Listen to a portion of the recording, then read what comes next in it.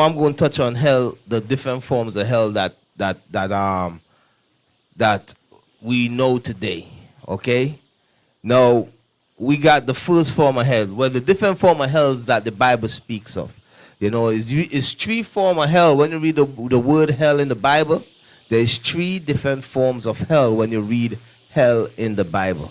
You understand? Are we in hell now? Yes, and I'm going to touch on that in some sense. Okay?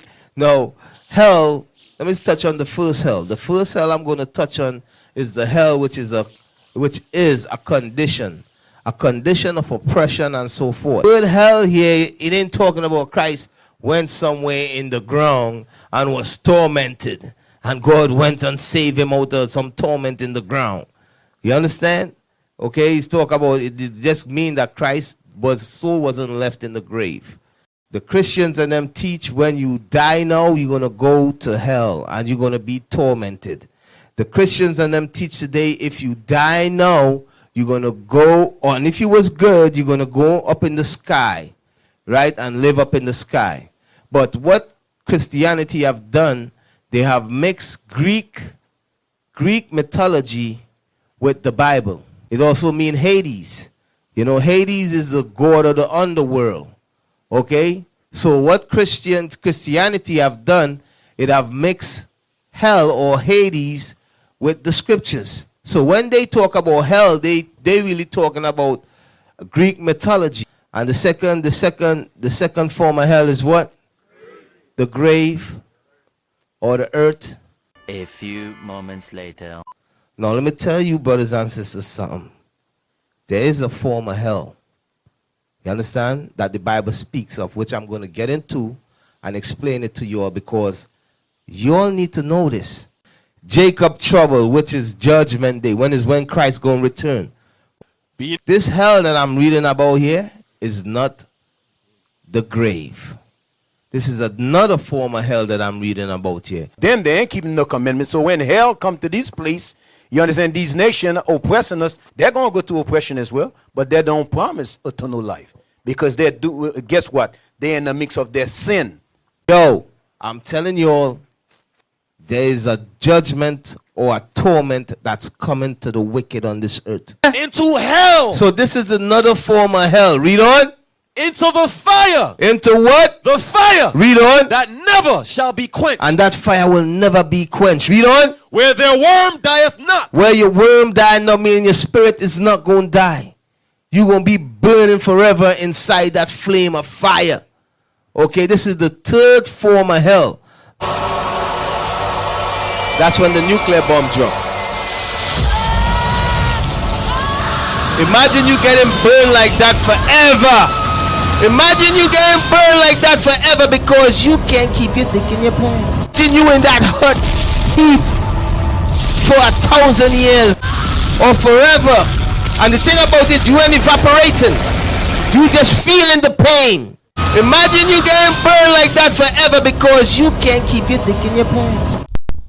I want to give all the praises and the honor to Yahweh Bahashem, Yahweh Shai Bahashem, Racha HaKwadash, and double honors to the elder apostles and bishops of Great Millstone. Honors as well to you, brethren, fellow followers of this truth, of this faith, and shalom to the elect. So anyway, okay, I saw this video with IUIC. I believe this video is almost 7 hours long. I don't know if they had anything else to do, but hey, that was their class. So I skimmed through a little bit of it, and I saw this part with concerning the hell doctrine. And it's we touched on this before. I believe Apostle Tahar just did a revisited version on that video on that, and they're talking about the 1,000 years of torment and forever, right? So it seems as this Israelite group has never really let go Christianity, but they will talk about Christianity, but never truly let it go. And then he says, I believe they said the nations, they will burn in that fiery pit. Now, you have to understand that our people are scattered throughout the globe. So Babylon is one of the main places that's going to get burnt up. So what about everybody else? And then we need people in the kingdom. You know what? Let's get that real quick. I just thought of that real quick. Let's go to Isaiah 14. Right? It's like the way these guys thinking is how Edom would have set it up if they could. They destroy all of us and nobody be there to build up his kingdom. Well, they got to build up our kingdom. Right? So let's go to Isaiah real quick. Isaiah 14, and let's go to verse 1. It says, I'm going to read this version. The Lord will have compassion on Jacob. Once again, he will choose Israel and set them in their own land. The foreigner will join with them and unite with the house of Jacob, and that would be the strangers, Israelites. The nations will escort Israel and bring it to its homeland. Then the house of Israel will possess the nations as manservants and maidservants in the Lord's land. They will make captives who their captors and rule over their oppressors. Right? So the Most High, the mindset of these Israelites is really saying that the Most High has this particular type of anger, and he wasn't really in control, although we know man's going to the Lord, that he's that angry that he's just going to take his people that he created to be a chosen people and throw them in the fiery furnace. These people, which would be your loved ones, even if you're not of the elect, you will all get thrown in the fiery pit. Well, let's go into that. This word hell, I didn't pull up any of the scriptures on it because we see hell, and they're right on how hell can mean a condition, but actually means the grave, and a condition represents death, so it's really just the grave. And the Old Testament Sheol, which means the grave, right? That's the hell. But now when you go into the scriptures, the word hell also means Hades, which means the underworld, right? Which is when you die, you go in the underworld, if you want to call it, or a mythological thing they call it, which is no such thing. But you do go into the grave, right? Which is a Hades, is a grave. You also, there's also a hell that is actually a grave with fire. And this is what we've seen with Gehenna. Now I'm going to read a little of that, if I can remember where I pulled it up at. Just a little bit. This says, the hand of the foot. Let me get unquenchable Gehenna. Let me see that. Say that. Gehenna of the valley, which we've done videos on this. Gehenna of the valley of Hinnom lay to the south of Jerusalem, originally a pleasant suburb of the city. It became in later times the scene of the worship of Molech. If anybody Israelites, we know we are, right? Because that's what we did. We do that today. The most rebellious people are Israelites. That's how you know who's Israel. Israel. It says the abomination of the children of Ammon, on the account the valley was polluted by King Josiah. It thus became the receptacle of everything that was vile and filthy. These noisome accumulations were from time to time consumed by fire. And that's how you would make sacrifices with a witch, warlock, whatever you want to call it, or a person who was filthy. And it says, and things which were not consumed by the fire were the prey of worms. Hence, Gehenna became the image of the place of eternal punishment.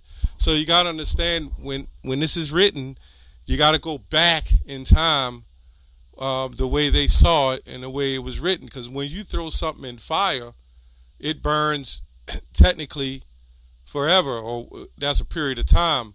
Then it goes out. There's no returning from that lake of fire. And that's all this is saying. When you get burned, and it says burn forever in a lake of fire, they're looking at it in the time past as John the Revelator would have seen, and seeing the people are burned. Well, yeah, you're burned in a lake of fire, but your spirit still goes to the Heavenly Father. This also says this in Ecclesiastes. The spirit goes to one who gave it. But these guys are saying they're not Christians, right? So you don't go to heaven for the good people and the bad people go to hell. But in sense, initially, that's what they're still saying. If you're the elect, you're going to heaven. If you're the non-elect, you're going to go to hell and you're going to burn forever. You're saying the same thing. Gehenna became the image of the place of eternal punishment, where the worm dieth not and the fire is not quenched.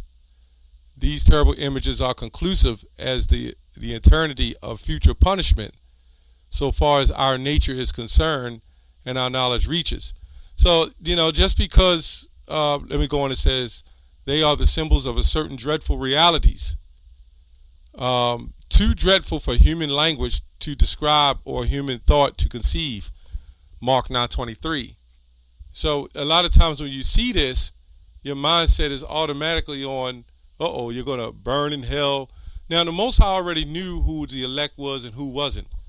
So you mean to tell me he created these people, his people even, let me say that, just to toss them in a lake of fire, use them till they get to the judgment day. As they say, Jacob's trouble is actually judgment day, which you got a lot transpiring to get to that point when Yahweh shall return. So he created all these people from the beginning who he knew to be of the elect and non-elect, and say, you know what? Yeah, they was reserved for fire, but you know what? I'm going to burn them in fire for eternity. Even their loved ones, their sons, their daughters, their mamas, their mothers, their fathers, or their fathers, their mothers. It's not making any sense. Let's go to Romans 11:26. And so all Israel, when you look up there, where all, it's talking about everyone, as far as Israelites. And so all Israel shall be saved, as it is written. Right? So you have a deliverance and salvation, and then you have that Israelites will be actually saved, through the elect. There shall come out of Zion the deliverer, and shall turn away from the ungodliness from Jacob. It says, and shall turn away ungodliness from Jacob. How's that? The elect coming forth, and the only way to turn ungodliness from the rest of the Israelites is to destroy them on this side. It only makes sense. Right? So it's to turn away the ungodliness from Jacob. How would you do that? Wait a minute, I thought they all going to burn in hell. He's coming as a deliverer to turn away the ungodliness from Jacob. Wait a minute, I thought they was going to, the ungodly Jacob was just going to burn in hell for eternity. Yeah, they will burn in hell, which is the condition of the fiery pit of Babylon, but for a period of time. Now the Lord can slow down time and make it feel like a long time. I don't know. That's a possibility. They also go to Daniel 12:2. And many of them shall sleep in the dust of the earth and shall awake, some to everlasting life and some to everlasting shame and contempt. So they're saying that this is them burning in a lake of fire. No, they're going to wake up being ashamed of what they practiced and how they behaved. But the Lord promised that all Israel shall be saved. Hebrews 11:8. Hebrews 8:10. For this is the covenant that I will make with the house of Israel. Right? With the house of Israel. The house is a people before a building. Well, as you're building, you tend to make a house. A house is a people. So let's see what this says. The house of Israel. Let's see what it says. Hebrews 8:10. For finding fault with them, I will make a new covenant with the house of Israel. Okay? It says, human body, abode of demons that possess it, fixed residence, the family of Yahweh, of the church, of the church of the Old and New Testaments, it says a stock, family, descendants of one. Okay? It says to the house of Israel. So that's what it's going into, the whole Israelites. It says Israel, it says the family of descendants of Israel, the nation of Israel. So you get this as a people. It also says, for not all those who draw their bodily descendant for Israel are true Israelites, i.e., are those whom pronounced to be Israelites and has been chosen salvation to Israel. So basically, these are different definitions. A family or descendants of Israel, the nation of Israel. So I just wanted to get that straight. He says, after those days, saith the Lord, I will put their laws, my laws in their mind. Now, they believe we're in the New Testament, I believe, the New Covenant. So if they already following God's laws, then why would they need to have the Lord put their laws in their minds? If they already have the laws and following the laws. So how would this be? He loved all Israel, the whole family, and write them in their hearts. Wait a minute. We're in the New Covenant, as they say. They don't need to have them written. I thought they already had them written in their hearts. So I guess they're saying these are the days that he wrote them in their heart. But let's see. I will be to them a God, and they shall be to me a people. But here's where it gets, tricky when you claim that this is already happening. First of all, if the Lord's going to put his laws into your mind and write them in your hearts, you can separate those two. I'm going to write them in the laws. I'm going to write my laws in your minds. Then they will be in your hearts, which means you will never sin again. It is now in your spirit. You mean the Lord is going to put his laws in your spirit, his laws, and write them in your heart, in your spirit, just so you can go out here and continue to sin? Anyway. And they shall not teach every man his neighbor and every man his brother, saying, know the Lord. So wait a minute.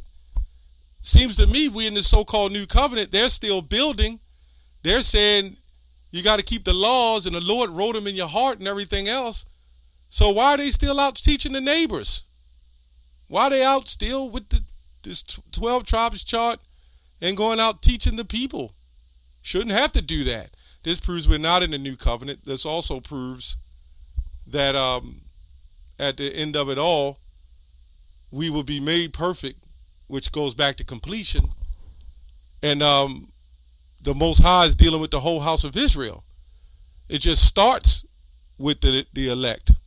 Let's get one more real quick. It's coming to my mind as I'm going along. Let's go to,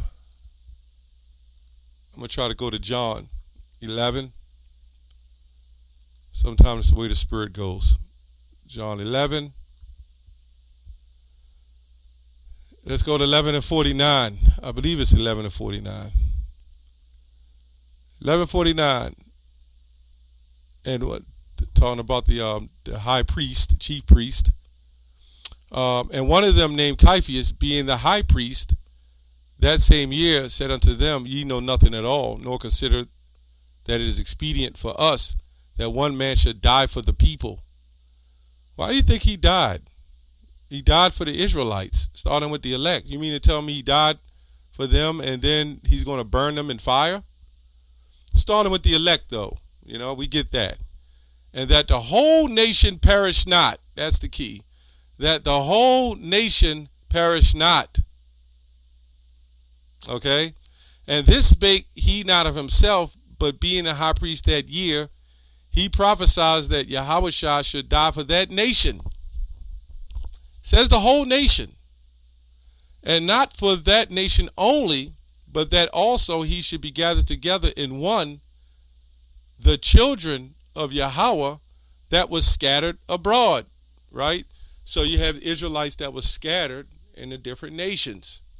This is why you had a separation when it said, and not for that nation only, but that also should be gathered together in one, right? That's why you just can't read it like it is. You got to go into the proper context and understand it. But that also he should gather together. This is what James 1:1 has said. The 12 tribes are scattered abroad.